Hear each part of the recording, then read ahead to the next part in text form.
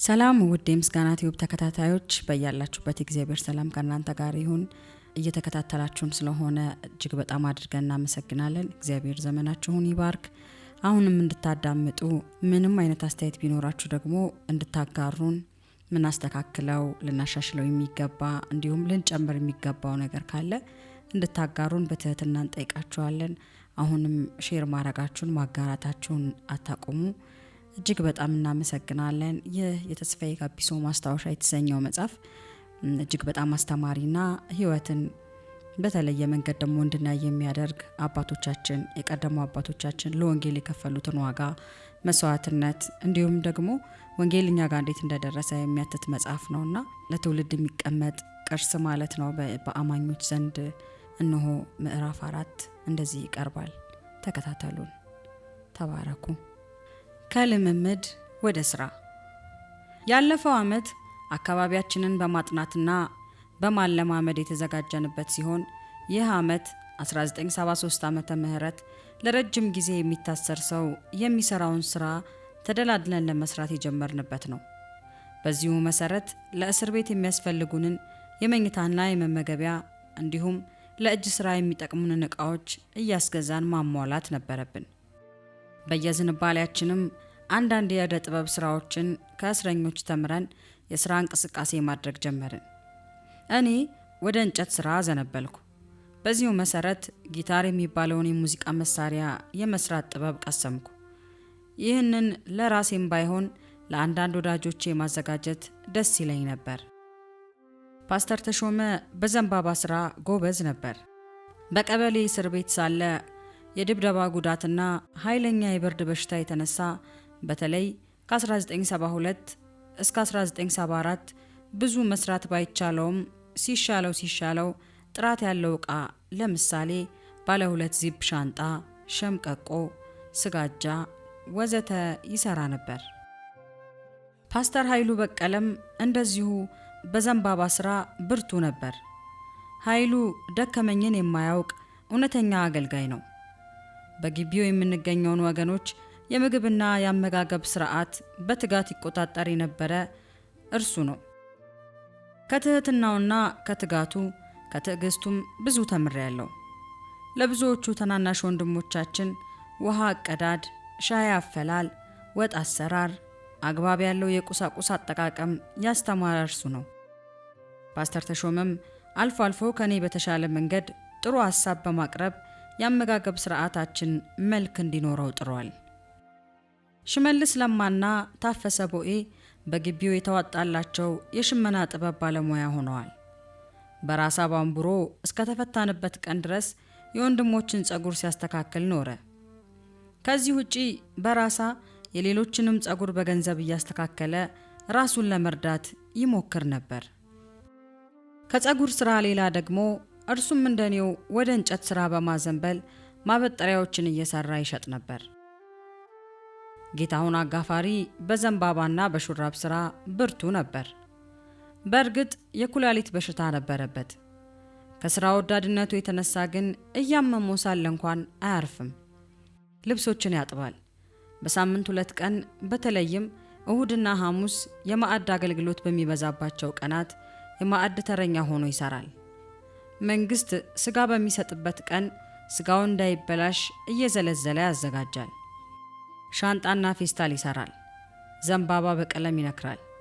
ፍራሽ ይሰራል። ከተወሰነ ጊዜ በኋላ ከየመስሪያ ቤቱ ኮከብ ምስጉን ሰራተኞች ተመርጠው ሽልማት ይሰጣቸዋል ተብሎ ከኢትዮጵያ ሰራተኞች ፓርቲ አደራጅ ኮሚሽን ኢሳፓኮ ወደ ማረሚያ ቤቱ መመሪያ በተላከ ጊዜ እስረኞች ጌታሁንን የመረጡት በከፍተኛ ድምጽ ነበር። የማረሚያ ቤቱ አዛዥ አስቀሩትና ሄዶ ሳይሸለም ቀረ እንጂ። ይህን ያደረጉት ጴንጤ አቅርብ ያሳፍረኛል በሚል ስጋት ነው። አዳና አለማየሁ በስራው በአብዛኛው ጌታሁንን ይመስላል። ወንድሞቻችን ሁሉም ስራ ወዳዶች ነበሩ። አንዳንዶቹ በተወሰነ ስራ ላይ ሲተጉ፣ ሌሎች ደግሞ ሁለገብ አይነት ናቸው። መነቃቃትና መፈተን። በዚያ ቦታ የተገኘነው ከሁሉ በፊት ለመንፈሳዊ ጉዳይ ስለሆነ ከፍ ብሎ ከላይ የተመለከተው ዕለታዊ እንቅስቃሴያችን ወደ አንድ ወገን አመዝኖ መንፈሳዊ ሕይወታችንን እንዳያዳክምብን መጠንቀቅም ነበረብን። በእርግጥ በእምነት እየጠነከርን፣ በመንፈስ እየተነቃቃን፣ በምስክርነታችንም እየተጋን የመበርታት መሻት በሁላችንም ልብ ውስጥ ነበር። ፈተናዎችም አልፎ አልፎ ማጋጠማቸው አልቀረም። እንዲህም እየሆነ እስከ ተፈታንበት ጊዜ ድረስ በሳምንት አንዱን ቀን ረቡዕን ለጋራ ጾምና ጸሎት እያዋልን ተጠቀምንበት። እንዳመችነቱም የመጽሐፍ ቅዱስ የቡድን ጥናትና በጋራ የምንጽናናባቸው ጊዜያት ነበሩን። ያንን ያደረግነው ተመችቶን ሳይሆን በብዙ ተጋድሎና ጌታን በመታመን ነበር። በመጀመሪያ ላይ ፕሮግራሞቻችንን በሚያረካ ሁኔታ ለመቀጠል በማያስችል ጠበብ ያለ ሁኔታ ውስጥ ነበርን። በኋላ ግን ጌታ እግዚአብሔር ቀስ በቀስ እያሰፋልን መጣ። የታሰሩትን እህቶቻችንን በፊት ለፊት አግኝተን የምንነጋገርበት መንገድ አልነበረም። ጌታ ግን እስከ መጨረሻው ድረስ የማበረታቻ መልእክቶችን የምንለዋወጥበትን ስውር መንገድ ሰጠን፣ ጠበቀልንም። ከዚህ በቀር እያንዳንዳችን በልባችን እንደተሰማን የግል ጊዜያት፣ የጾምና የጸሎት ቀናት እየወሰድን በጌታ ፊት እንሆን ነበር። ጊዜያቱ ራሳችንን በጌታ ፊት በመመርመር በመንፈሳዊ ጉድለቶቻችን ላይ ንስሐ በመግባት አብረውን ላሉ ወንድሞቻችንና እህቶች በመማለድ ቅዱስ ቃሉን በማጥናት ከራሳችንም ክልል እየወጣን ከውጭ የነበረውን የጌታን ሥራ በማሰብ በምድሪቱም ላይ ለሚሆነው የወንጌል ሥራ የምንጸልይባቸው ነበሩ። እግዚአብሔርም መንፈሳዊ ሕይወታችንን በዚህ ሁሉ ውስጥ እያበጃጀ ይቀርጽ ነበር። በ1973 ዓመተ ምህረት በአጠገባችን ለነበሩና ክርስቶስ ኢየሱስን ለማያውቁ እስረኞችም ከምንጊዜውም በበለጠ ድፍረት መሰከርንላቸው። በቁጥርም ጥቂት ያይደሉ ሰዎች በእምነትና በንስሐ ወደ ጌታ ዘወር አሉ። ሕይወታቸውም ተለወጠ። ሲጃራ አጫሾች፣ ጫት ቃሚዎች፣ የአልኮል መጠጥ ሱሰኞች ወዘተ ከታሰሩበት እስራት እየተፈቱ በክርስቶስ ብቻ የሚገኘውን ነፃነት ተለማመዱ። ከዚህ ጋር በተያያዘም በየክፍሉ ማታ ማታ የጸሎት ስብሰባ ይደረግ ነበር። ወደ ጌታ የሚመለሱትም ቁጥር ከቀን ወደ ቀን በየክፍሉ እየጨመረ መጣ። ተስፋ የመቁረጥና የማዘን ፈተናም በድንገት ብቅ እያለ ማለፉ አልቀረም። ሰይጣን አንዳንድ ጊዜ እግዚአብሔር ፈጽሞ የጣለንና የተወን በማስመሰል ከእጃችን የወጡና ያጣናቸውን ነገሮች በማስታወስ የወደፊቱን ተስፋ ለማጨለም የሞከረባቸው ጊዜያት በእርግጥ ነበሩ። ከዚህም የተነሳ ይህ ሁሉ ከሆነ በኋላ ተመልሶ ወንጌሉን የማገልገል ዕድል ይገኛል ብሎ ለማሰብ የከበደበት ወቅት እንደነበረም አስታውሳለሁ። መንፈስ ቅዱስ ግን ኢዮብም እኮ ምርኮ የተመለሰለት ሁሉንም ካጣ በኋላ ነበር የሚል የሚያጽናና ድምፅ በልቤ ውስጥ አመጣና ተስፋዬ ታደሰ። በ1973 ዓመተ ምህረት ከሞላ ጎደል ይህን በሚመስል ሁኔታ ሊጠናቀቅ ሲል በክረምቱ ላይ አንድ ካድሬ ወህኒ ቤት ድረስ መጥቶ አነጋግሮናል። ስሙ ጓድምሻው ይባላል። በመጀመሪያው ቀን ያገኘን በጅምላ ሲሆን በሁለተኛው ቀን በተናጠል እየጠራ ነበር ያነጋገረን። ካድሬው በአነጋገሩ ለዘብ ያለና ሰፋ ያለ አመለካከት ያለው ይመስላል። እስከዚያ ጊዜ ድረስ ያየናቸው ካድሬዎች ሁሉ በሁኔታቸውና በንግግራቸው ሲበዛ የሚያስፈሩ፣ የመናገርና የመጠየቅ ዕድል ለመስጠት የማይወዱ አይነት ነበሩና ይሄኛው የተሻለ ሆኖ አየነው። ሆኖም የተላከበትን የማንቃት ተልዕኮ በሚመለከት ማስተማሩን ፈጽሞ ከመመለስ በስተቀር ሌላ ውጤት አልተገኘም። የኛ አቋም የማይለወጥ ስለነበር በእርጋታ መካከረንና ተመልሶ ሄደ። ስለዚህም ይሄኛው ቀለል ያለ ፈተና ነበር ማለት ይቻላል። በሌላ በኩል ደግሞ ከካድሬው ትምህርት የተነሳ ባይሆንም እህታችን ምንትዋብ አረሩ ባጋጠማት ቤተሰባዊ ችግር ሳቢያ ብዙም ሳይቆይ ተለቃለች። ይህም በነሐሴ ወር ውስጥ ሆነ። ቀደም ሲልም ከአለታ ወንዶ የ1 ዓመት ቆይታ አድርገው በየካቲት 1973 ላይ ከተመለሱት ሙሉመቤት መንበረ ሰለሞን ሀጥያና ከበደ አርጋው ጋር ቁጥራችን 19 ሆነና አመቷ አለቀ። ያኔ እነ ሙሉመቤት ሲመጡ ስዩም ከይሶ ከዮሐ ምስክርና ከበደ ሳሳሞ ከሰባተኛ ቀን አድቬንቲስት ቤተ እምነት አብረዋቸው እንደመጡ ይታወሳል። ውስጣዊ ስደት በእስር ቤት በ1973 ዓመተ ምህረት የነበረው የወንጌል ምስክርነትና የነፍሳት መዳን መነቃቃት ግን በ1974 ዓመተ ምህረት መግቢያ ላይ የእስር ቤት ውስጥ ስደትን ማስነሳቱ አልቀረም። ከዕለታት አንድ ቀን ቀድሞ በሌላ ክፍል ያድር የነበረ አንድ ወጣት እስረኛ ያለ ወትሮ ከኛ ገሚሶቹ ወደምናድርበት ክፍል መጥቶ አደረ። ክፍሉ 7 ቁጥር ተብሎ የሚጠራ ነበር። በዚያውም ምሽት ላይ ከሌሎች አማኝ እስረኞች ጋር የነበረንን መንፈሳዊ ፕሮግራም ተመለከተ። በዚች ክፍል ውስጥ በእምነት ማጉደል ወንጀል ተከሶ የታሰረ አንድ ልብስ ሰፊም ነበር። በተደጋጋሚ በሌብነት ወንጀል እየታሰረ ማረሚያ ቤት የተመላለሰና ከልብስ ሰፊው ጋር አብሮ ጫት ይቅም የነበረ አቶ ኡስማን የሚባል ሰውም ነበር። ያ ወጣት ደግሞ በእኛ ክፍል ውስጥ ልብስ ሰፊው ጋር በማደር ሁኔታችንን ታዝቦ በማግስቱ ወደ ቦታው ተመለሰ። በቀጣዮቹም ቀናት በግቢ ውስጥ እየዞረ በእኛ ላይ ስደት ለመቀስቀስ የሚችለውን ሁሉ አደረገ። ከዚህ በኋላ በሌብነት ወንጀል የታሰረው ሰውዬ ማታ ማታ ሰክሮ እየገባ እኛ በጸሎት ስብሰባ ላይ ሳለን ይደበድበን ጀመር። ሁኔታው ቀስ በቀስ እየከፋ መጣ። ከዕለታት አንድ ቀን ማለትም ጥቅምት 10/74 ዓመተ ምህረት ላይ ሰውየው እንደ ልማዱ ከማዶ ሆኖ ለጸሎት የተሰበሰብነውን መሳደብ ጀመረ። በመሃሉ አንዱ የራሱ ጓደኛ የሆነ ሌባ አንተ ምን አደረጉ ምን አገባ ይለዋል። ከዚያም አንድ ሁለት እያሉ ቃላት ይለዋወጣሉ። ያኛው ሌባ ከተቀመጠበት ብድግ ብሎ በእጁ ባገኘው ነገር ይህኛውን ይመተዋል። እርስ በርስ ይያያዛሉ። ከጅምሮ አንስቶ ሲቆጭ የቆየ ሌላው ታዛቢ እስረኛ ደግሞ ተነስቶ ከደብዳቢው ጋር ይተባበራል፣ ይረባረባል። ልብስ ሰፊው የግድግዳ ጥግ ይዞ በሕግ አምላክ ይላል። በመጨረሻ ኡስማንን የክፍሉ ነዋሪዎች አስረው ያስተኙትና ሰዓታት ካለፉ በኋላ ይፈቱታል። በማግስቱ በማረሚያ ቤቱ ጽሕፈት ቤት ክስ ተመሰረተብን። ዋናው ከሳሽ ተደብዳቢው ይሆንና ልብስ ሰፊው በአጋዥነት ይቆማል። ክሱ ጴንጤዎች ደበደቡኝ የሚል ነበር። ጉድ እኮ ነው። ከሳሹም አጋዡም የፖሊሶቹ ጓደኞች በመሆናቸው ቃላቸው ተደማጭነት አገኘ። የነገሩም እውነተኝነት ሳይመረመር የማረሚያው ፖሊስ አባላት እንዳሉ ገቡና ከሰዓት በኋላ ከነቃችን እያወጡን በየክፍሉ በታተኑን። ከመካከላችን አንድ ሰው ጌታሁን አጋፋሪ ለመጀመሪያ ጊዜ በእግር ብረት ታሰረ። ይህ የሆነው የማረሚያ ቤቱ ዋና አዛዥ ሻምበል አበበ በሌሉበት ነበር። እርሳቸውም ማምሻውን ገቡና ሁኔታው በተዛባ መንገድ ተነገራቸው። በማግስቱ ጥቅምት 12 1974 ዓመተ ምህረት ጠቅላላ የእስረኞች ስብሰባ ተደረገ።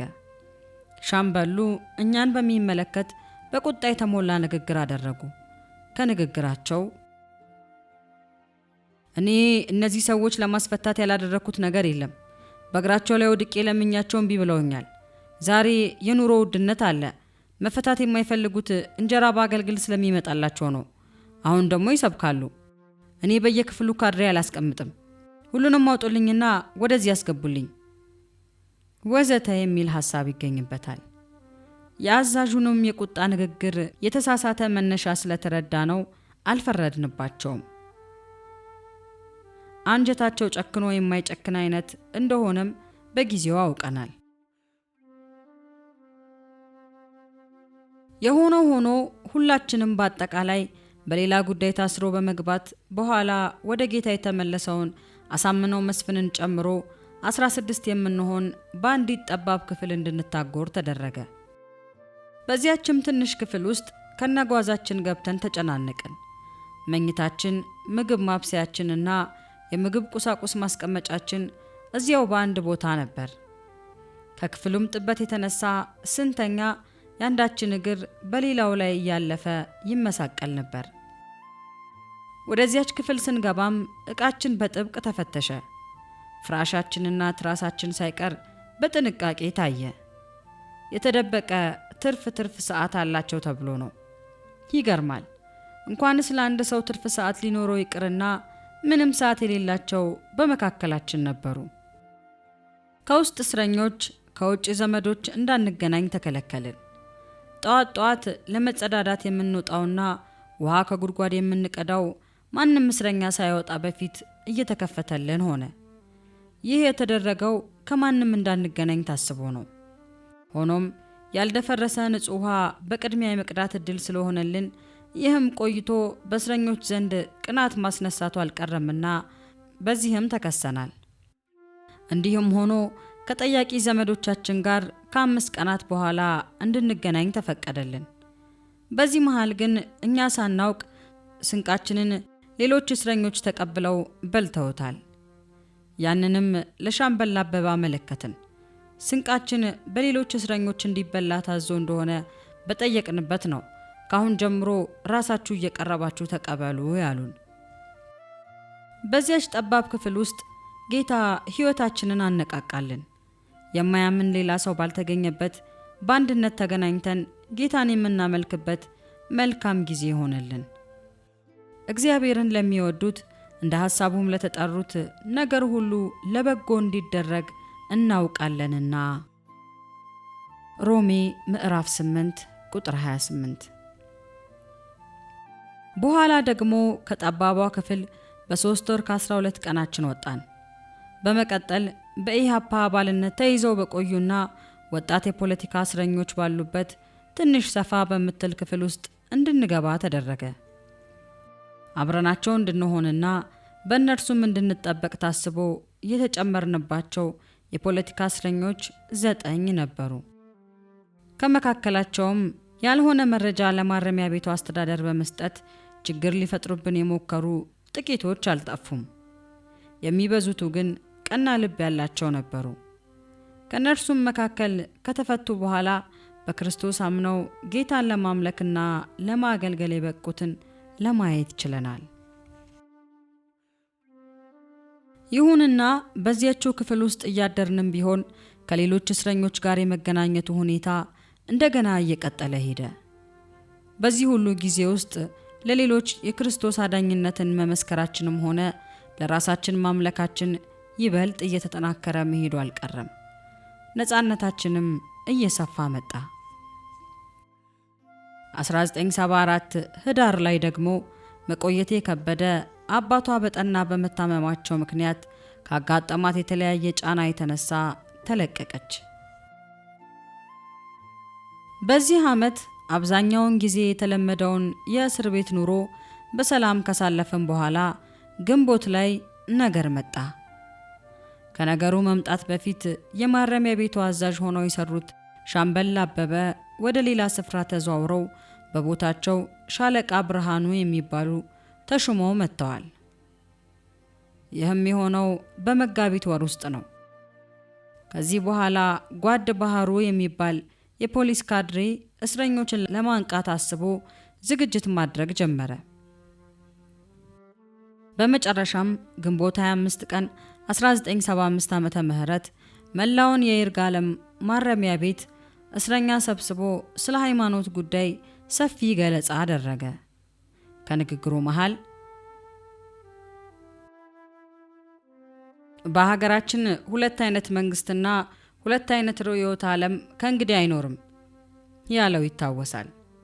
በዚያ ዕለት እስረኞችን በ2 ትልልቅ ቡድን በመክፈል ለወደፊት በተከታታይ እየመጣ የፖለቲካ ንቃት እንደሚሰጣቸው ቃል ገብቶ ሄደ። ግንቦት 29 1975 ዓመተ ምህረት ደግሞ 13 ወንድሞች 0 ቁጥር በመባል የሚታወቀውና ከጥር 25 ቀን 1974 እስከ ግንቦት 29 ቀን 1975 ዓመተ ምህረት ከኖርንበት ወጥተን በቁጥር 1 2 4 5 እና 6 7 እንድንበታተን ተደረገ። ይህም የካድሬው ሥራ ውጤት መሆኑን ቆይተን አወቅን። በአንድነት መሆናችን የሚያጠነክረንና መበታተናችን የሚያዳክመን ስለመሰለው ያን አስደረገ። ከጥቂት ቀናት በኋላ አቶ ብርሃኑ ላንቃሞ የሚባለውን ተፈቅዶለት ውጪ እየዋለ ይገባ የነበረውን ታማኝ እስረኛ ከተማ ውስጥ አግኝቶት እነዚያ ጴንጤዎች አሁንም አልተሻላቸውም ብሎ እንደጠየቀው ሰማን። እርሱ ግን እስረኞቹን ሊያነቃ በየጊዜው እንደሚመጣ የገባው ቃል በዚያው ቀረ። ሁለተኛ አልተመለሰም። ይህ በእንዲህ እንዳለ በወቅቱ በ28 10ኛው ወር 75 ዓመተ ምህረት የኢትዮጵያ ማረሚያ ቤቶች ዋና አዛዥ የነበሩት ሻለቃ ኃይለ ማርያም ሌንጮ ማረሚያ ቤቶቹን እየጎበኙ ይርጋለም ማረሚያ ቤት ደረሱ። ጓድ ባህሩም በሪፖርቱ ላይ የመጤ ሃይማኖት ጉዳይ ያስቸገረን በመሆኑ ነጥብ እንዲያዝልን በማለት አመለከተ። የሻለቃውም እስረኞችን ሰብስበው ንግግር ሲያደርጉ በመካከላቸው ያሉትን የመጤ ሃይማኖት ተከታዮች ምከሯቸው ከማለት የዘለለ ምንም የከፋ ነገር አልተናገሩም። በሌላ በኩል ደግሞ በእስራታችን ዘመን ውስጥ አንድ ሌላ የስደት ምዕራፍ ሊከፈት ጀመረ። ይህንን በግልጽ የተረዳነው 5 እህቶቻችን፣ አንደኛ ወርቅነሽ ይመር፣ ሁለተኛ ማርታ ጋዲሶ፣ ሶስተኛ ሙሉመቤት መንበረ፣ አራተኛ ዝናሽ ኃይሉና አምስተኛ ይዲዲያ መስፍን ከኛ ተለይተው ሰኔ 16 ቀን 1975 ዓመተ ምህረት በድንገት ወደ ሐዋሳ ማረሚያ ቤት እንዲዘዋወሩ ከተደረገ በኋላ ነው ማለት ይቻላል። እህቶቻችን የተዘዋወሩበት ምክንያት እነሱን የምትጠብቅ የሴት ወታደር ስለሌለች ነው ሲባል ሰምተናል። የእኛም ወደ ቦረና ነጊሌ የመዘዋወር ጉዳይ ወታደሮች አካባቢ እንደ ቀልድ ተወራና እያደር ቀዘቀዘ። የሆነ ሆኖ የነርሱ የእህቶች መሄድ ለኛ ትልቅ ማስጠንቀቂያ ሆኖን ቀስ በቀስ እቃችንን እየቀነስን የሚላከውን እየላክን የሚሸጠውንም እየሸጥን ዝግጅት ማድረግ ጀመርን። ይህ በእንዲህ እንዳለ ነሐሴ 14 ቀን 1975 ዓመተ ምህረት ቅዳሜ ወንድማችን ሰለሞን ሀጥያ ከውጪ ዘመድ እንደሚፈልገው ተነግሮት ይወጣና እንዳይገናኝ ይከለከላል። ምክንያቱ ቢጠየቅ ከአውራጃው አስተዳደር ተደውሎ ከዘመድ እንዳይገናኝ መታዘዙን የማረሚያ ቤቱ ጸጥታ ኃላፊ ከሆኑት ከ50 አለቃ ወልደ ገብርኤል ይሰማል። በድጋሚም ተጠይቆ ይረጋገጣል። አሁንም ዝግጅታችንን ጥንቃቄያችንን በመግፋት ከነሐሴ 23 እስከ 25 1975 ድረስ ከፊታችን ለሚኖረው ማንኛውም ነገር ነፍሳችንን ለእግዚአብሔር አደራ ለመስጠት ተከታታይ የጾምና የጸሎት ፕሮግራም አደረግን። ከእስረኞች አካባቢ ግን የረሃብ አድማ ማድረጋቸው ነው የሚል ወሬ ግቢውን አዳርሶ እንዳናወጠና ለወታደሮችም ተነግሮ ድንጋጤ እንደፈጠረ ሰማን። ከመካከላችንም 2 የምንሆን ሄደን ለጸጥታው ኃላፊ ይህ ጸሎት ነው እንጂ አድማ አይደለም በማለት ስላስረዳን ሁኔታው ተረጋጋ። ነገሩም በአጭር ተቋጨ። ጳጉሜ 3 እና 4 ቀን 1975 ዓመተ ምህረት ደግሞ የዓመቱ ማጠቃለያና የመጨረሻ ራስን የማስረከቢያ ጸሎት አድርገን 1975ን ተሰነባበት ነው። በዚህ ጊዜ ሁሉ ወደ 1976 ዓመተ ምህረት እያመለከትን ስለ ጠቅላላው የእግዚአብሔር ሕዝብ ምልጃና ምስጋና አቅርበናል። እንቁጣጣሽ መስከረም 1 ቀን 1976 ዓመተ ምህረት ጠዋት የሀገራችን የዘመን መለወጫ በዓል እንቁጣጣሽ ነው። ዕለቷ ለወሩ ቀጣይ ቀናትና ለዓመቱም ጭምር የሚሆን ነገር ይዛልናለች። በዚህች ዕለት ጠዋት ከእንቅልፌ እንደነቃው በቀጥታ የሄድኩት በቁጥር 6 ወደሚኖሩት ወንድሞቻችን ወደ ለገሰ ዲኬና ወደ ማርቆስ ተፈራ ነበር። ከዚያም ሕይወትን የሚፈቅድ ሰው ማን ነው? በጎውንም ዘመን ለማየት የሚወድ አንደበትህን ከክፉ ከልክል፣ ከንፈሮችም ሽንገላን እንዳይናገሩ፣ የሚለውን ቃል ከመዝሙር 34 ቁጥር 12 ሰፋ አድርገን ከተወያየንበት በኋላ አመስግነን ወደ 7 ቁጥር ተመለሱ። የተወያየነው በጎውን ዘመን ስለማየት ነበር። በእርግጥ ዛሬ ደስ ብሎኛል። ደስታው የመንፈስ ቅዱስ ማጽናናት ነበር። የተለየ ዝግጅት ማድረግ ባይቻል አንድ ነገር ላደርግ ብዬም አሰብኩ። ከዚያም የእያንዳንዳችን ትራስ እየገለበጥኩ አስተካከልኩና ቀና ቀና እያደረግኩ በየትራስኪያችን አቆምኩ። ትራሶቹ የመጽሐፍ ቅዱስ ጥቅሶች በጥልፍ ስፌት የተጻፉባቸው ነበሩ። ኢየሱስ ጌታ ነው ይላል የሰለሞን ትራስ ጨርቅ ላይ የተጠለፈው ጥቅስ። እግዚአብሔር የሕይወቴ መታመኛዋ ነው ይላል የኔው። እግዚአብሔር እረኛዬ ነው ይላል ከጎኔ የሚያድረው የሺመልስ። እግዚአብሔር ረዳቴ ነው ይላል የአዳነ። ምን ነው ዛሬ አለኝ ከነርሱ አንዱ። በዛሬቱ ዕለት ኢየሱስ ጌታ ነው፣ እግዚአብሔር የሕይወቴ መታመኛዋ ነው፣ እግዚአብሔር እረኛዬ ነው፣ እግዚአብሔር ረዳቴ ነው አልኩት። አሁንም ደስ ብሎኛል። የደስታዬ ሚስጥር ግን ምን ይሆን? ረፋዱ ላይ የክፍለ ሀገሩ ዋና አስተዳዳሪና የአውራጃው ዋና አስተዳዳሪ መጡ ተባለና የተወሰኑ እስረኞች ስም ተጠራ። መፈታት መሆኑ ነው። ብዙም ሳይቆይ እኛ ተጠራንና በሰልፍ ወጥተን በጽሕፈት ቤቱ አደባባይ ላይ እንድንቆም ተደረገ። አሰልፈው ያወጡን የአውራጃው አስተዳዳሪ ነበሩ። ወደ እስረኛውም ክልል እንደዘለቁ ተስፋዬ ጋቢሶ ማለት ማን ነው አሉና ጠየቁ። እኔ ነኝ አልኩ። ትንሽ ቀይ ጃኬትና ትንሽ ፎጣ ትከሻዬ ላይ ጣል አድርጌያለሁ። በዚያ ላይ አጭር ነኝ። ትክ ብለው በመገረም አዩኝ። ምናልባት ስለ እኔ የተነገራቸው ነገርና ቁመናዬ አብሮ አልሄደላቸውም። ይህ ችግር የእርሳቸው ብቻ ሳይሆን የሌሎችም ሆኖ ኖሯል። አሁንም አስተዳዳሪው ለማጣራት ይመስላል ዘማሪ ተስፋዬ ጋቢሶ አንተ ነህ ሲሉኝ አዎን እኔ ነኝ ብዬ መለስኩላቸው። ወዲያውም በሉ ተሰለፉና ተከተሉኝ፣ ካላመናችሁ ተመልሳችሁ እዚሁ ነው የምትገቡት እያሉ አስከትለውን ወደ ጽሕፈት ቤቱ አደባባይ አወጡን። ከዚያ በኋላ የይርጋለም ከተማ ሹም የነበሩት አቶ ዜና ስማችንን እየዞሩ መዝግበው ሲያበቁ ከኔ በመጀመር ተራ በተራ ወደ ዋናው የክፍለ ሀገር አስተዳዳሪ እየቀረብን ተጠየቅን። የቀረቡልን ጥያቄዎች አጫጭር ነበሩ። መልሶቻችንም እንዲሁ እንደ ጥያቄዎቹ። አሁንም የመነሻ ጥያቄው የመራገም ያለ መራገም ነበር። መድረሻውን ደግሞ እናውቀዋለን። መልሳችን ግን የአሉታ ሆነ። በመካከሉ ከብዙዎቻችን በእድሜው አነስ የሚለው ለገሰ ዲኬን የክፍለ ሀገሩ ዋና አስተዳዳሪ በጥፊ መቱት። ሊደግሙት ሲሉ ሳቱትና ወዲያው የገዛ እጃቸውን ሲያሹት ተመለከትን። ሕመም እንደተሰማቸው ያስታውቅ ነበር። ለገሰ በመጀመሪያው ምት ብቻ አዙሮት ሊወድቅ ሲል የዕለቱ ዘብ ኃላፊ የአምሳ አለቃ በላይነህ ሮጠው ያዙት።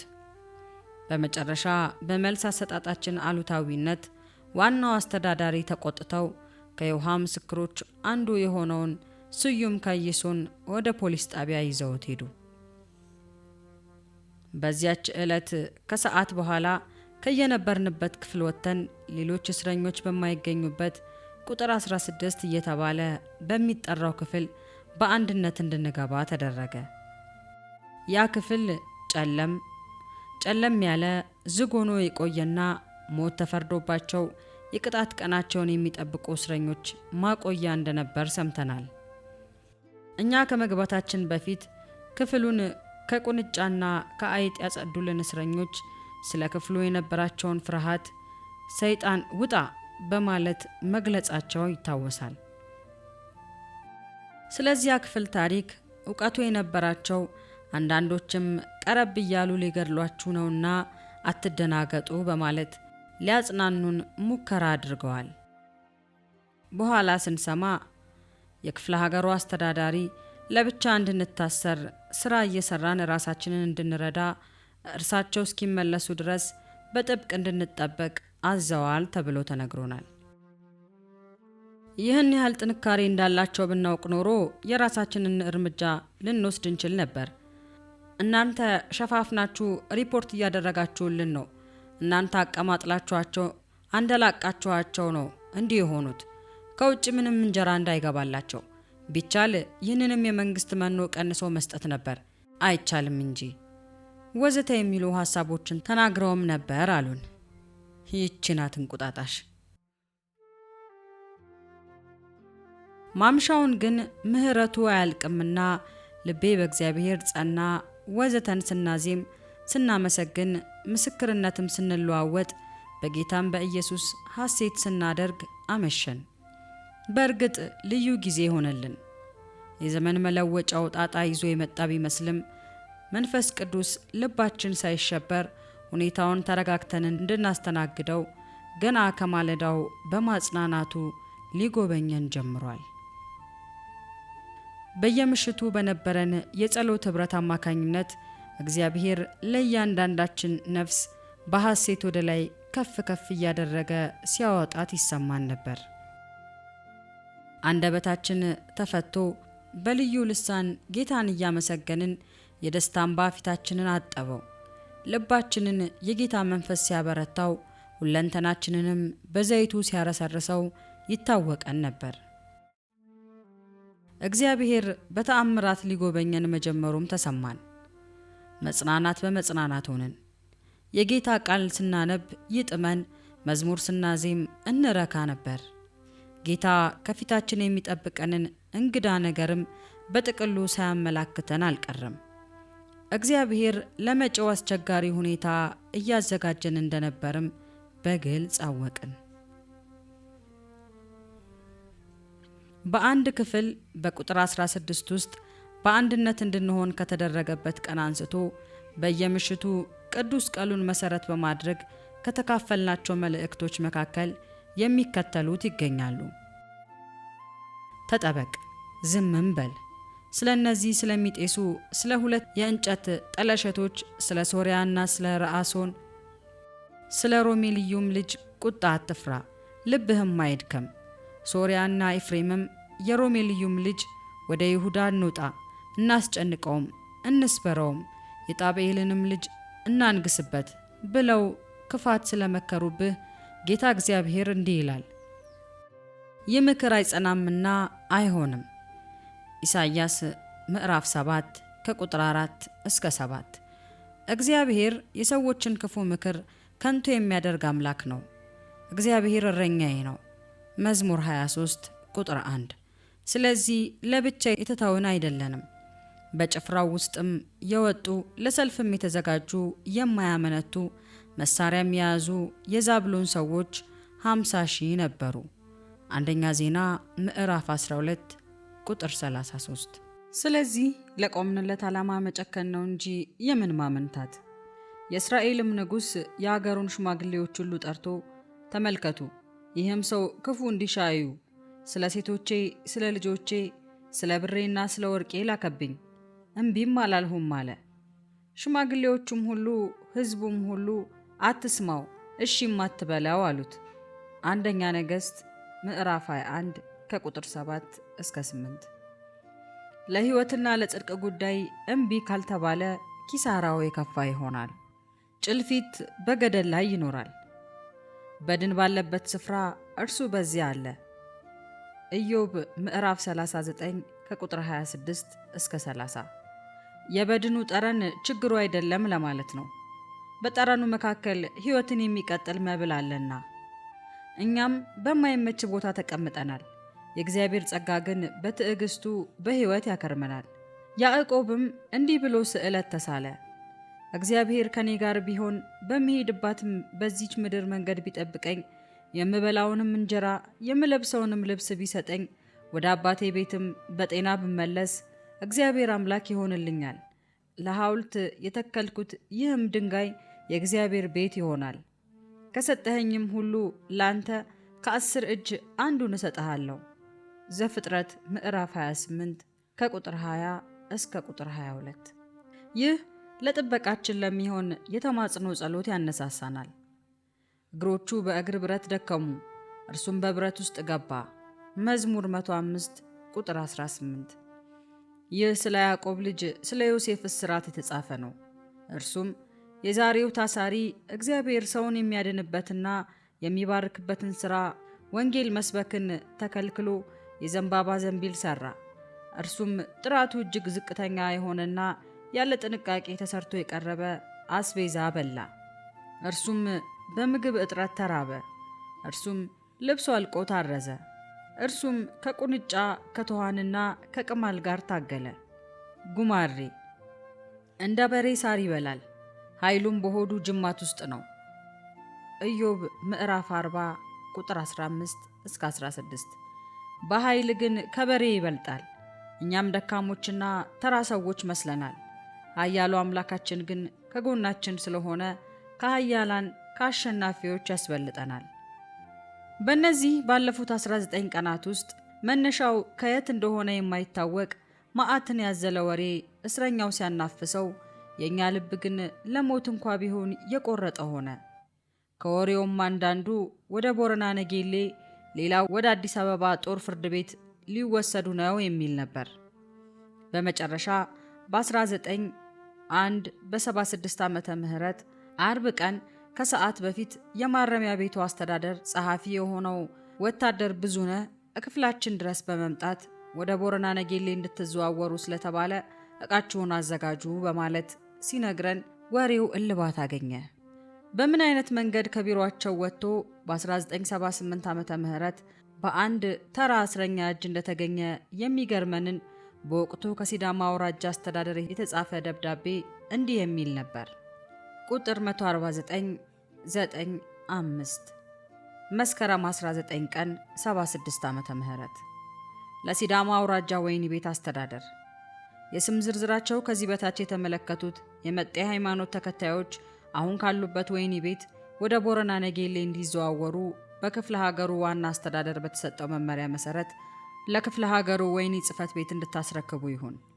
አንደኛ ተሾመ ወርቁ፣ ሽመልስ ለማ፣ ለገሰ ዲኬ፣ ማርቆስ ተፈራ፣ ከበደ አርጋው፣ ታፈሰ ቦኤ፣ ስዩም ካየሶ፣ ጌታሁን አጋፋሪ፣ በራሳ ባምቡሮ፣ ከበደ ሳሳሞ፣ ሰለሞን ሀጥያ፣ ኃይሉ በቀለ፣ አዳና አለማየው፣ ተስፋዬ ቃሚሶ፣ ተስፋዬ ጋቢሶ። ግልባጭ ለሲዳሞ ክፍለ ሀገር ጽሕፈት ቤት የማይታይ ማህተም።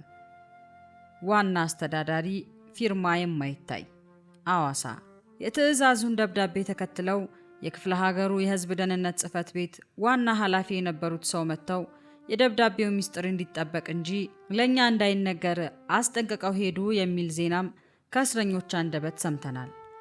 የማረሚያ ቤቱ አስተዳደር ጸሐፊ የነበረውን ወታደር ብዙነህ ግን የእኛ ጌታ አዞት ኖሮ በመጣደፍ መጥቶ ስለነገረን እኛስ ምስጢሩን ቀድመን አውቀናል።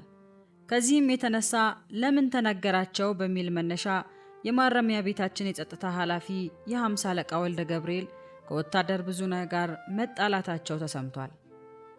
ያም ሆነ ይህ ሳይታሰር የቀረውን ዕቃችንን አስረን የሚከተተውንም ከተን በተጠንቀቅ ሆንን። የሚጭነን መኪና ግን ባለመምጣቱ እዚያው አደርን። ዕቃችንም እንደታሰረ እስከ እሁድ ቀን ድረስ ቆይቷል። ለመሆኑ ያቺ የመስከረም 1976 ዓመተ ምህረት ምሽት ምን ትመስል ነበር? ያቺ ምሽት ማታ ላይ የምንሰራው ሌላ የቀረ ምንም ነገር አልነበረምና ልክ በር እንደተዘጋ ሽመልስ አጠር ያለ መልእክት ከእግዚአብሔር ቃል አቀረበልን። የመልእክቱ መነሻ ሐሳብ ዳዊትም እያለቀሰ የደብረ ዘይትን አቀበት ወጣ የሚል ነበር። በመቀጠል ወደ ጸሎት ገባን። በመጀመሪያ እያንዳንዱ በየግሉ ቃተተ። ያንን እንደጨረስን እጅ ለእጅ ተያይዘን ክብ ሰራንና መንገዴን አደራ በማለት ዘመርን።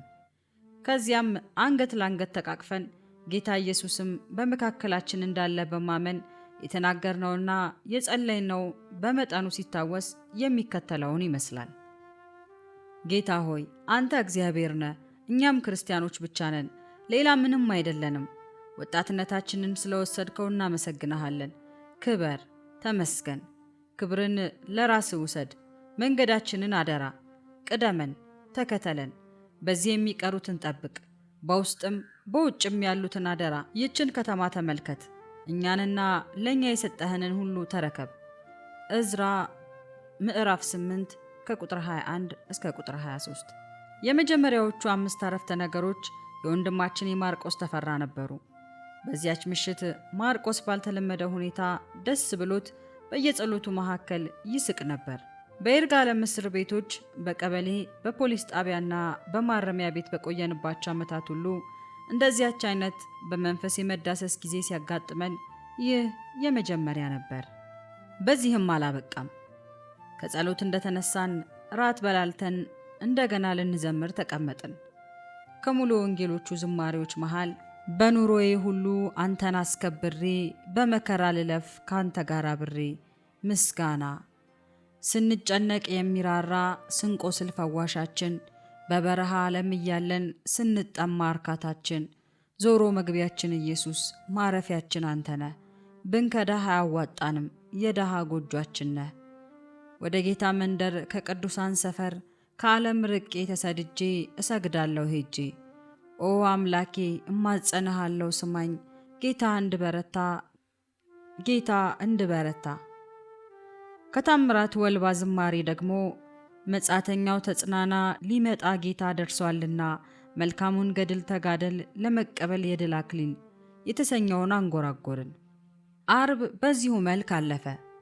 ቅዳሜ የመዝናናት ቀን ሆኖ አለ። ስዩም ካየሶም ከፖሊስ ጣቢያ ተመለሰ። ጉዟችንም ለማግስቱ እሁድ እንደሚሆን ገምተን አደርን። ጉዞ ወደ ቦረና። መስከረም 21 ቀን 1976 ዓመተ ምህረት ከጠዋቱ 12 ሰዓት ላይ የመኪና ሞተርና የክላክስ ጥሩምባ ድምፅ ከእንቅልፋችን ቀሰቀሰን። ልብስ መልበስ ብቻ ነበረብን። በሩን የከፈተልን የ10 አለቃ ተስፋዬ አርሼ ግን መዘጋጀታችንን አላወቀም ነበርና ዕቃችን ታስሮ እኛ ለባብሰን እንደ ቆምን ሲያይን ተገርሞ እነርሱ ተዘጋጅተዋል ሰምታችኋል እንዴ አለን። ሌላው ቀርቶ ከሐዋሳ ማረሚያ ቤት አጅበው እንዲያደርሱን የተላኩት የሻለቃ ባሻ አድማሱና 2 ተራ ወታደሮች ሳይቀሩ ያልሰማን መስሏቸው ነበር። እነርሱም እንደመጡ ሳናስጠብቃቸው የታሰረ ዕቃችንን ብቻ እያወጣን ከች ስንልባቸውና በመገረም ሲጠይቁን ነው በስህተት መስማታችንን የተረዱት። ለሁሉም ምስጢር ገላጭ የሆነውና ባለውለታችን የሆነው አምላካችን ስሙ የተመሰገነ ይሁን። ወታደር ብዙነህን ምስጢር እንዲነግረን አጣድፎ ልኮልናልና። ይሁንና በአስደናቂ ቅልጥፍና እያለቀስን ሳይሆን እየሳቅን ከልብ በሚመነጭ ደስታና መጽናናት በመሞላት ዕቃችንንና ራሳችንን በቀረበልን መኪና ላይ ጭነን ያችን ስፍራ ስንለቅ እጃቸውን እያውለበለቡ የሸኙን ታማኝ እስረኞችና ወታደሮች አይተውናል። በዚህ መልክ ይርጋለምን ከጠዋቱ 1 ሰዓት ላይ ለቀቅን። ከዚህ ሳንርቅ ሊጠቀስ የሚገባው ከክፍለ ሀገሩ ማረሚያ ቤቶች አስተዳደር ጽሕፈት ቤት ወደ ቦረና አውራጃ ማረሚያ ቤት ስለኛ ተጽፎ ለሲዳማ አውራጃ ማዘጋጃ ቤት በግልባጭ የተላከውና ከፍ ብሎ ከተጠቀሰው እስረኛ እጅ ያገኘነው ደብዳቤ ጉዳይ ነው። ይህኛው ደግሞ እንዲህ ይነበባል። መስከረም 20 ቀን 1976 ዓመተ ምህረት ለቦረና አውራጃ እስር ቤቶች አስተዳደር ነጌሌ። ጉዳዩ እስረኞችን ስለመላክ ተስፋዬ ጋቢሶ፣ ጌታሁን አጋፋሪ፣ ስዩም ካየሶ፣ ተሾመ ወርቁ፣ ኃይሉ በቀለ፣ ማርቆስ ተፈራ፣ ሽመልስ ለማ፣ ተስፋዬ ቃሚሶ፣ ለገሰ ዳኬ፣ ከበደ አርጋው፣ አዳና አለማየው፣ ከበደ ሳሳሞ፣ ሰለሞን ሀጥያ፣ ታፈሰ ቦኤ፣ በራሳ ባምቦሮ የተባሉ በቤንጤ ሃይማኖት የታሰሩ ስለሆነ ከይርጋለም ወደ እናንተ ዘንድ ሄደው እንዲታሰሩ ከሲዳሞ ክፍለ ሀገር አስተዳደር የታዘዘ ስለሆነ እስረኞቹን አንደኛ በሻለቃ ባሻ አድማሱ ኃይሌ ኃላፊነት፣ ሁለተኛ በወታደር የኔነው ተስፋዬ፣ ሶስተኛ በወታደር ዘውዴ ዳመና አጃቢነት የላክናቸው ስለሆነ ተረክባችሁ በጥንቃቄና ከውጭ ጠያቂ ሰው እንዳይገናኙ በብርቱ ቁጥጥር እንዲታሰሩ አስታውቃለሁ። የሲዳማ አውራጃ ወህኒ ቤትም እስረኞቹን ከነ ማህደራቸው ከላይ ስማቸው ለተጠቀሱት አባሎች እንዲያስረክቡ ይሁን። ፊርማ የማይታይ ኮሎኔል ክፍሌ ቸርነት፣ የሲዳማ ክፍለ ሀገር ወህኒ ቤቶች ዋና አስተዳዳሪ። ማህተም የማይታይ ግልባጭ ለሲዳማ አስተዳደር ይርጋለም። የክፍለ ሀገሩ ማረሚያ ቤት ንብረት የሆነችው መጠነኛዋ ነጭ የጭነት መኪና 15ታችንንና ዕቃዎቻችንን ከሁለት አጃቢ ወታደሮች ጋር አሳፍራ ሾፌሩንና የሻለቃ ባሻውን ከገቢና ጨምራ ሞተሯን በማንቀሳቀስ ጉዞ ጀመረች። ከይርጋለም ወደ 5 ኪሎ ሜትር ያህል ርቃ የምትገኘውን የአቦስቶ ከተማን እንዳለፍን ከበደ አርጋውና አዳና አለማየሁ ተራ በተራ በመጸለይ መንገዳችንን ለጌታ አደራ ሰጡልን። መንገዱ ተወልጄ ያደኩባትን የደንጎራ እልመቱን ቀበሌ አቋርጦ የሚያልፍ ነበርና ሰዓት ባልሞላ ጊዜ ውስጥ በዚያ ስናልፍ መንገድ ዳር አንድ ሰው አይቼ እጄን በማወዛወዝ ቦረና ቦረና የምትል ቃል ወርውሬ አለፍኩ። የሰውየውን ማንነት ለጊዜው ባለይም እርሱ ለይቶኝ ኖሮ ወዲያው በድንጋጤ ጭንቅላቱን ይዞ ቀረ። በዕለቱ ቡሌሳ ሌላጎ በምትባል ቀበሌ የቃለ ሕይወት ቤተ ክርስቲያን የአጥቢያዎቹ ወራዊ ስብሰባ እየተካሄደ ስለነበረ ወሬው እዛ ስፍራ ፈጥኖ ደረሰ። እስከዚያ ጊዜ ድረስ የቃለ ሕይወት ቤተ ክርስቲያን ገና አልተዘጋጀችም ነበር። በዕለቱም ጉባኤውን ይመራ የነበረው ሰው ማንነታችንን ሳይገልጽ እጁን ወዳለፍንበት አቅጣጫ በመዘርጋት በዚያ አቅጣጫ ጠላት ሰይጣን በእግዚአብሔር ሕዝብ ላይ እየሰራ ያለው ክፉ ሥራ ስላለ እግዚአብሔር እንዲቀድመው እጃችንን ወደዚያ ዘርግተን እንጸልይ በማለት ተናገረ። በዚያ አቅጣጫ የተወሰዱ እስረኞች ብዙውን ጊዜ ጣፈንታቸው መረሸን እንደሆነ ይታወቅ ነበር። በዚህ ምክንያት ወዲያው ትልቅ መቃተት የታየበትና በእንባ የታጀበ የምልጃ ጸሎት ተደረገ። ይህን በኋላ የሰማሁት ከታናሽ ወንድሜ ከመስፍን ጋቢሶ ነው። ይሁንና ጉዟችንን ስንቀጥል የመጀመሪያው አስቸጋሪ ሁኔታ የነፋሱ ጉዳይ ነበር። ሁለተኛው ደግሞ ውሃ ያቆረዘዘው ደመና ነበር። መኪናዋ ለከለላ የሚሆን ሸራ አልነበራትም። ለመዘመር ብንሞክር ግን ነፋሱ ድምፃችንን እየበተነው ተቸገርንና ተው ነው። ነፋሱ ዳገት ላይ ስንሆን የመኪናውን ፍጥነት ስለሚቀንሰው ሻል ያለ ሁኔታ ይታይ ነበር። ደመናው ግን መንገዳችንን ሁሉ አጥልቶበት ነበር። ስለዚህ ፀሐይ አላቃጠለንም። የደመናውን ጥቁረት ከርቀት ስናይ ካሁን አሁን ዝናቡ ወረደብን ብለን መስጋታችን ባይቀርም ዝናቡ እኛን እያለፈ እኛም እያለፍነው እኛም ሆንን ዕቃችን ሳይበሰብስ በሰላም ነጌሌ ገባን። ያ ሁሉ መንገድ ማምሻውን ዘንቦበት ያደረ ይመስላል። ስለዚህ መኪናይቱ ልታስነሳው ትችል የነበረ አዋራ ሳያስቸግረን ገብተናል። ሌላው ደግሞ መንገዱ በግሬደር በመስተካከሉ የአይጥ ጠጠር መንገድ ጉዞ ያለ ብዙ መንገጫገጭ ተጠናቀቀ ማለት ነው። በዚያ ሁሉ መንገድ የጌታን እጅ ሥራ ተራራውን፣ ሸለቆውን፣ ወንዙን፣ ገደሉን፣ ቋጥኙን፣ ደኑን፣ ጉሬዛውን፣ ግመሉን ወዘተ እየተመለከትን እያደነቅንና እያመሰገንን አለፍን። ታስሮ ለከረመ ሰው ዓይን እነዚህ ሁሉ ብርቅ ናቸው እኮ።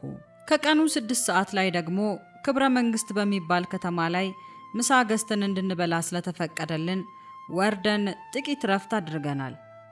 ባጀቡን ሰዎች ፊት እንኳ እግዚአብሔር ሞገስ ሰጥቶን ነበር። ክብረ መንግስትን በማለፍ ዋደራን አቋርጠን ሐረቃሉ በምትባል ከተማ ላይ እንዲሁ ፈቀዱልንና ቆም ብለን ወተት በመግዛት ለመጠጣት ችለናል። አጃቢዎቻችንም በእኛ ላይ የነበራቸው ስጋት በጣም እንደቀነሰ ያስታውቅ ነበር። በመጨረሻም ከሐረቃሉ ጥቂት በመጓዝ በጠቅላላው 285 ኪሎ ሜትር ያህል ተጉዘን ቦረና ነጌሌ ከቀኑ 9 ሰዓት ተኩል ከታማኙ እረኛችን ከክርስቶስ ኢየሱስ ጋር በሰላም ልንገባ ችለናል። እግዚአብሔር ሲረዳ። ከማረሚያ ቤቱ ስንደርስ ይርጋለም ሳሉ ወደዚህ ሳይቀየሩ የምናውቃቸው የ10 አለቃ አሸናፊና ወታደር አፈወርቅ የዕለቱ ዘብ ነበሩ።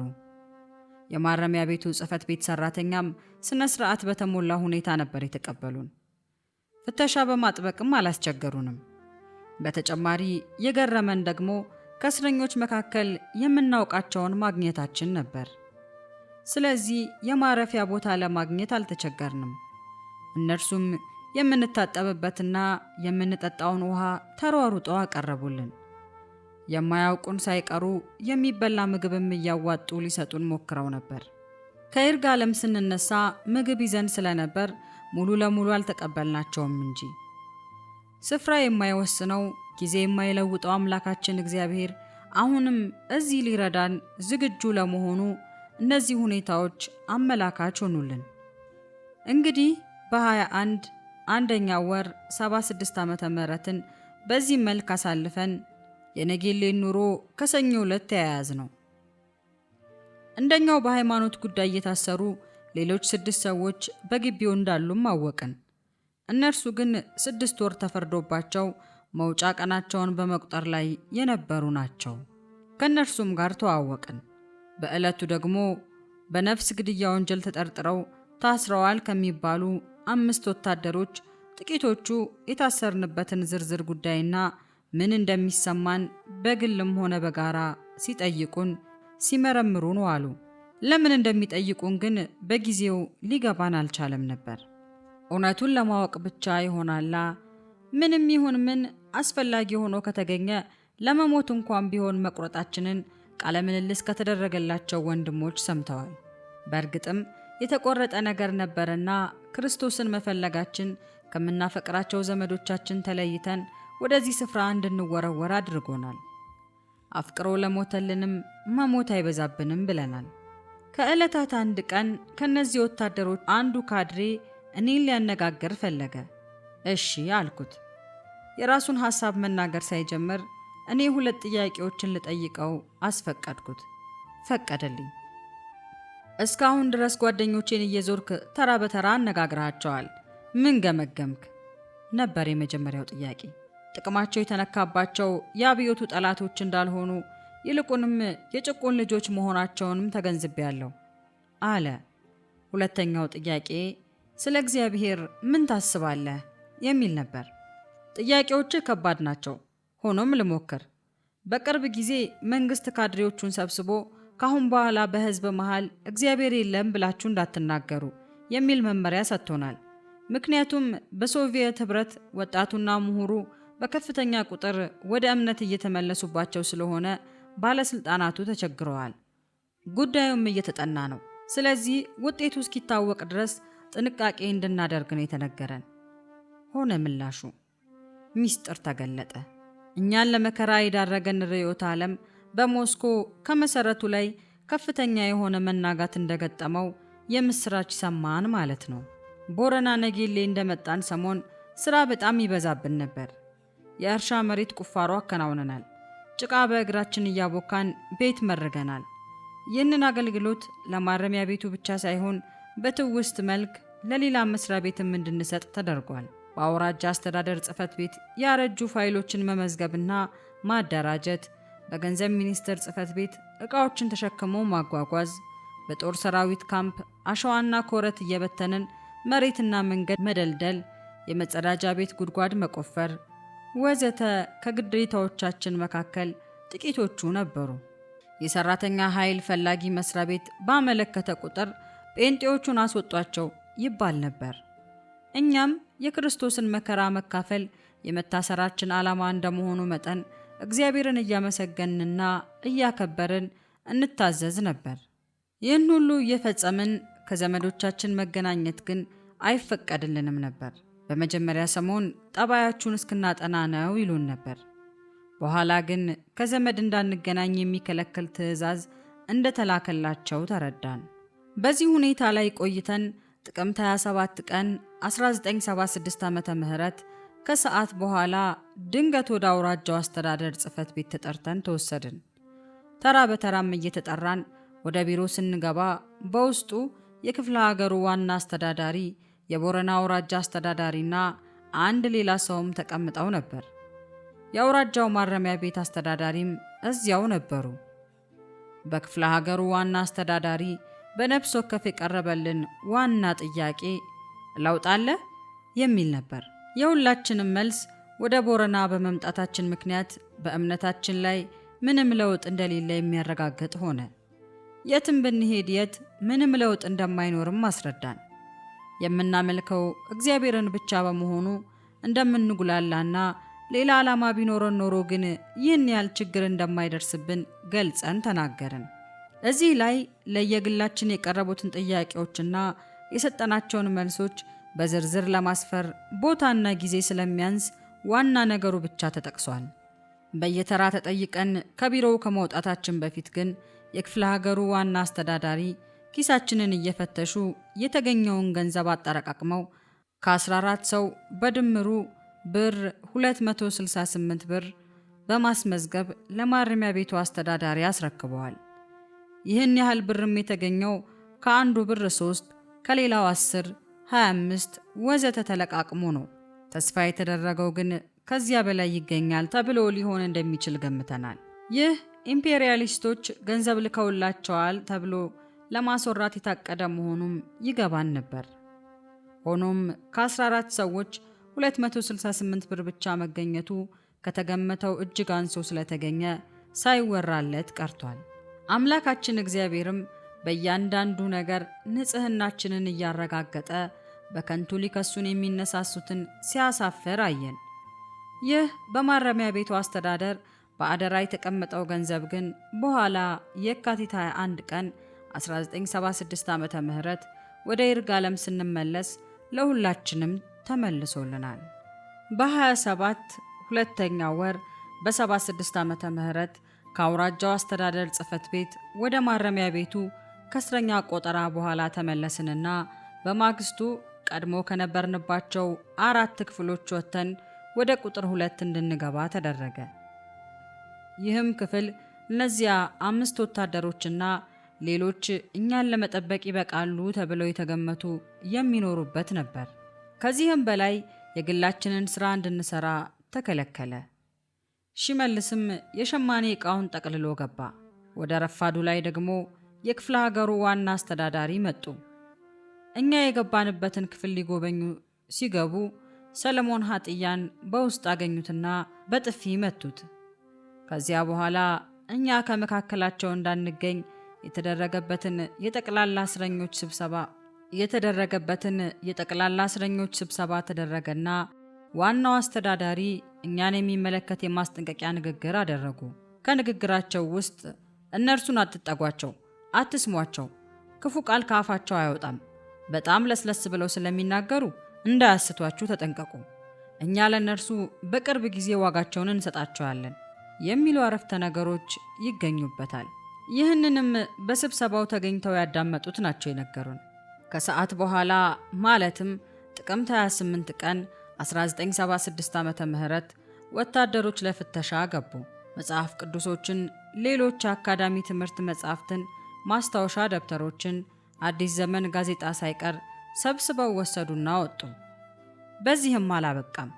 ወዲያው ዕቃቸው በሙሉ ወደ ጽሕፈት ቤቱ አደባባይ ይምጣ ተባለ። የምግብ ዕቃ፣ ፍራሽ፣ የብርድ ልብሶች፣ የቀን ልብስ መቀየሪያ ሳይቀር ይውጣና ይመዝገብ ተባለ። ተመዘገበ። ቀጥሎ ከአንድ አንሶላና ከአንዲት ኬሻ በቀር ሁሉም ወደ ዕቃ ማስቀመጫ መጋዘን ይግባ ተባለ። የሚከተተውን እየከተትን የሚታሰረውን ጠቅልለን እያሰርን አስገባን። ጫማ አውልቁ ተባልን። እያወለቅን ሰጠን። ኮት፣ ሸሚዝ፣ ሱሪ ሁሉ አስወለቁን። በውስጥ ቁምጣና በካናቴራ ብቻ ኬሻውንና አንሶላቸውን ይዘው ይግቡ በማለት አዘዙ። የማረሚያ ቤቱ አዛዥ የብርድ በሽታ አለብን ያመናል አልን። ማን ሊሰማን? የማረሚያ ቤቱ አዛዥ እስቲ እግዚአብሔር ከሰማይ ወርዶ ሲረዳችሁ እናያለን አሉን።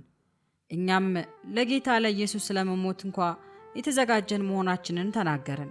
ይህ ኢየሱስ ለእነርሱ ለራሳቸው ሕይወት ሳይቀር አስፈላጊያቸው መሆኑንም ነገርናቸው። ጊዜው ከሰዓት ከምሳ በኋላ ሁሉም ነገር ሞቅ የሚልበት ስለነበረ የተደረገብንም ነገር ያንኑ የሚያንጸባርቅ ሆነ። በመጨረሻም የለበስናትን አንዲት ሸሚዝና አንድ ሱሪ በላያችን ላይ ትተውልን አንሶላችንንና ኬሻችንን ይዘን ገባን። ጌታ ኢየሱስም ልብሱን ተገፎ ራቁት ሆኖ እንደተሰቀለልን አስታወስን። ከዚህ አንጻር በእኛ የሆነው ትንሽ ነበር። ተመልሰን ክፍላችን ስንገባ የመጸዳጃ ወረቀት እንኳ አልነበረንም፣ አልተፈቀደልንም ነበርና። በጉዳዩ ላይ ለማረሚያ ቤቱ አዛዥ ጥያቄ ስናቀርብ ድንጋይ እንድንጠቀም አዘዙን። በሆነው ሁሉ ግን እግዚአብሔርን አከበርን፣ አመሰገንም። ከዚያም በኋላ በእኛ ላይ የእምነት ለውጥ ለማምጣት ከፍ ያለ ዘመቻ ተካሄደ።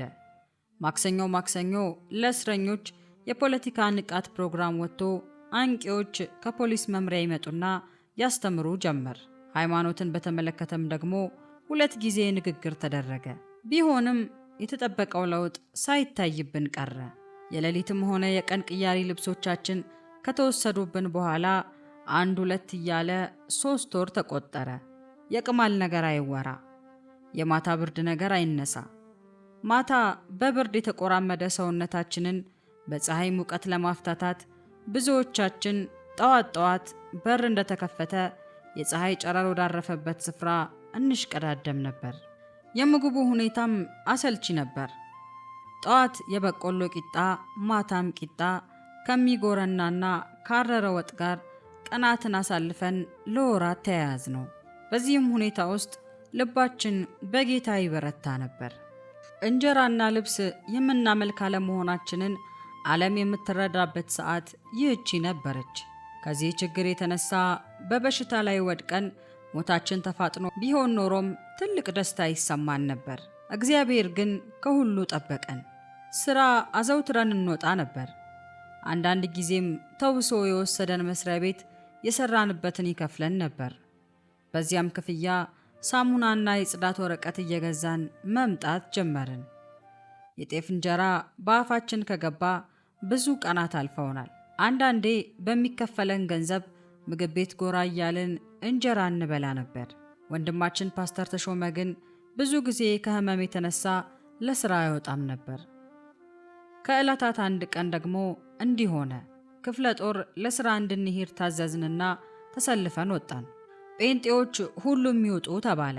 ወንድማችን ፓስተር ተሾመም የግድ ካልወጣ ተባለ።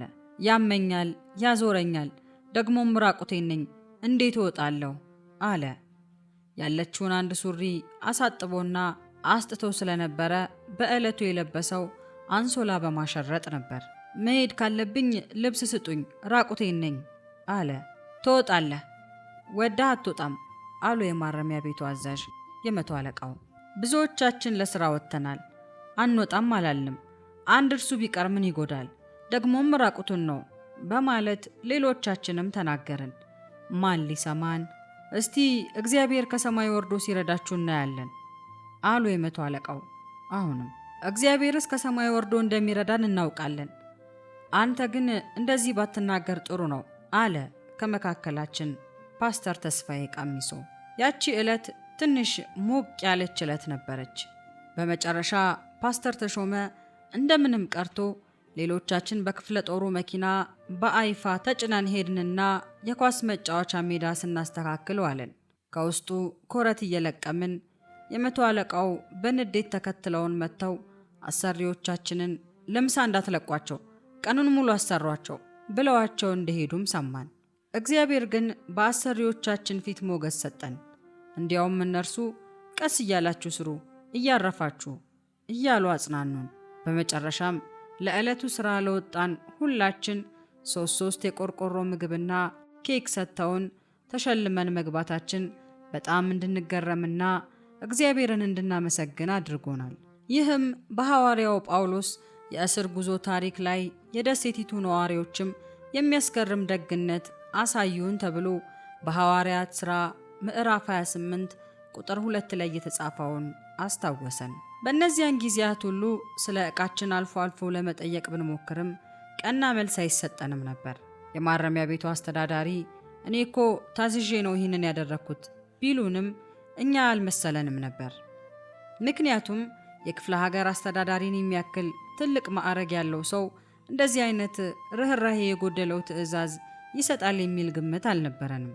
ምግብ፣ ልብስና መጠለያን ማግኘት ለሰው ልጅ ሁሉ መሰረታዊ ፍላጎቱና መብቱ ነው ሲባል ሰምተናል። ምግብና መጠለያውስ እንደ ነገሩ በእርግጥ ነበረን። ከሞላ ጎደል የተገፈፍነው ልብሳችንን ነበር። ይህ በደል ከሕግ አንጻር የሚታይ ሊሆን ይችላል። ከእምነታችን አንጻር ግን ይህ ሁሉ የምንጠብቀው ሊሆንም ሊደርስም የሚችል ችግር መሆኑን እናውቃለን። ምክንያቱም መጽሐፍ ቅዱስ ክርስቶስን መከተል ሁሉን እያጡ መከራን መቀበል ሊያስከትል እንደሚችል ያስተምረናል። ዕብራውያን ምዕራፍ 11 ቁጥር 37። ሁኔታዎች በዚህ አይነት ቀጥለው ከቆዩ በኋላ ጥር 12 ቀን 1976 ዓመተ ምህረት የማረሚያ ቤቱ አስተዳዳሪ ጠሩንና ከዛሬ ጀምሮ ከዘመድ እንድትገናኙ ስንቅም እንዲገባላችሁ ተፈቅዶላችኋል ብለው ነገሩን። ከጥቂት ጊዜ በፊት ከክፍለ ሀገር ስልክ ተደውሎ እንደነበርም በኋላ ሰማን። ቀጥሎም ጥር 16 ቀን 1976 ዓመተ ምህረት የብርድ ልብስና የምግብ ዕቃ ውሰዱ አሉን። የተሰጠንን ወስደን የቀረውን ዕቃ ስንጠይቅ ግን ይህንንም ራሴ አስተያየት አድርጌላችሁ ነው፣ ያዘዘኝ ሰው መልስላቸው ካላለኝ አይመለስላችሁም አሉን። በነገሩ ብዙ ካሰብንበት በኋላ ለክፍለ ሀገሩ ማረሚያ ቤት አስተዳዳሪ ለማመልከት ወስነን ማመልከቻውንም አሰናድተን ለመላክ ስናመቻች ሰኞ ዕለት የካቲት 5 ቀን 1976 ዓ.ም ላይ ቢሮ ጠሩንና ዕቃችሁን በሙሉ ለመውሰድ ትችላላችሁ አሉን። ከበላይ ታዞ እንደሆነ አላወቅንም። ሁኔታው ግን እንደዚያ ይመስላል። በዕለቱም ፍራሽና ልብስ ወስደን መጽሐፍታችንና ገንዘባችን ግን ቀርቶ ነበር። ቅዳሜ ዕለት ደግሞ መጽሐፍቱንና ክራሩን ልንረከብ መቻላችንን ነገሩን። እስቲ እግዚአብሔር ከሰማይ ወርዶ ሲረዳችሁ እናያለን እያለ በመደጋገም ሲሳለቅብን የነበረ አንደበት መልሶ ኑና ዕቃችሁን ውሰዱ ሲለን አያስደንቅም? በማረሚያ ቤት ኑሯችን የመጀመሪያ ማመልከቻችን ሊሆን የነበረውን ደብዳቤ ለመጻፍ ስንወስን ጌታ ሆይ የምትፈቅደውን ነገር እንድናደርግ ገፋፋን፣ የማትፈቅደውን ነገር እንዳናደርግ ደግሞ ከልክለን በማለት ጸልየን ነበር። እግዚአብሔርም ቀደመንና እንደጠየቅነው ይህን እርምጃ ከመውሰድ ከለከለን። ሁኔታውን አስመልክቶ ከ5 ቀናት በኋላ በ10 በ6 76 በማስታወሻዬ ላይ ያሰፈርኩት ጸሎት እንዲህ የሚል ነበር። ጌታ ሆይ ይህ በአንተ ዓይን ቀላል ነው፣ ከዚህም የሚበልጥ ብታደርግ የሚከለክል የለም። ይህንን አውቀናል። ስራህን ቀጥል፣ ምድርም አምላክነትህን ትወቅ። እኛም እስከ መጨረሻ እንገዛልሃለን። ግዛን። ከንብረት ጋር አልተፈጠርንም፣ ከንብረት ጋርም አንሞትም። ንብረቱ ሳይመለስልን ቢቀር የወሰደብን ወገን እንጂ የኛ ነፍስ አትጎዳም። ስለ ስሙ የተደረገውን ሁሉ ተመልክቶ የፍትህ ሥራውን ለፈጸመ ለእግዚአብሔር ክብርና ምስጋና እስከ ዘላለሙ ይሁንለት። እግዚአብሔር ከሰማይ ወርዶ ሲረዳን ታይቷልና። እንግዲህ ይህንን ከመሰለ ሁኔታ ውስጥ ነበር የሚከተለው የዝማሬ ሐሳብ ሊመጣ የቻለው። በሕይወት ጎዳና ፈተና ቢበዛም ጌታን እየጠራ ንጹሕ ሰው አይጠፋም። እጄን ያዘኝ ብሎ ሲጮህ ይሰማዋል፣ ከረግረግ አውጥቶ በድል ይመራዋል። እግዚአብሔር ሲረዳ ከሰማያት ወርዶ በደልን ሲያስወግድ በቅንነት ፈርዶ።